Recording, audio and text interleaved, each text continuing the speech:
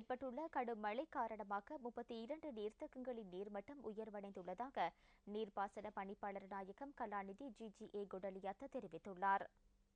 பொலனறுவை, அனுராதபுரம் ஆகிய பிரதேசங்களில் உள்ள நீர்த்தேக்கங்களின் நீர்மட்டம் உயர்வடைந்துள்ளதாக அவர் சுட்டிக்காட்டியுள்ளார்.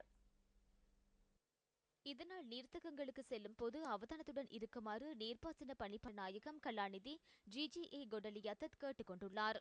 இதுவரை நாட்டில் ஏற்பட்டுள்ள சீரற்ற வானிலை காரணமாக 39,000 பேர் பாதிக்கப்பட்டுள்ளதாக இடர் முகாமைத்துவ நிலையத்தின் பிரதி பணிப்பாளர் கொடிப்பிலி தெரிவிக்கின்றார். இவர்களில் 7,000 பேர் 43 தற்காலிக இடைத்தங்கல் முகாம்களில் தங்க வைக்கப்பட்டுள்ளதாகவும் அவர் குறிப்பிட்டார். பாதிக்கப்பட்டவர்களுக்கு உடனடி நிவாரண உதவிகள் வழங்கப்பட்டு வருவதாக பிரதீப் கொடிப்பிலி கூறினார். மொடராகலை முத்துக்கண்டிய நீர்த்தேக்கத்தின் நீர்மட்டம் உயர்வடைய ஆரம்பித்துள்ளது. இதனால் எடஓய நீர்த்தேக்கத்தின் நீர்மட்டமும் உயர்வடைந்துள்ளது.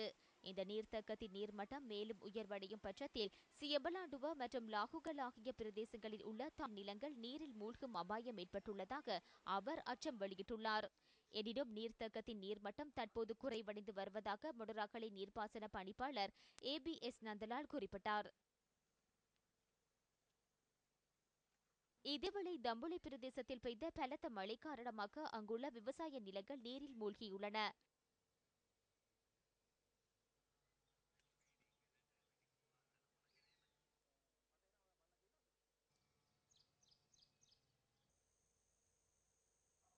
இதேவேளை தம்புளை கீழ் வாவியின் அணைக்கட்டில் ஏற்பட்டுள்ள வெடிப்பினால் ஏற்படும் பாதிப்புகளை தடுப்பதற்கு நேற்று மாலை மணல் மூடைகளை அடுக்க நடவடிக்கை எடுக்கப்பட்டது.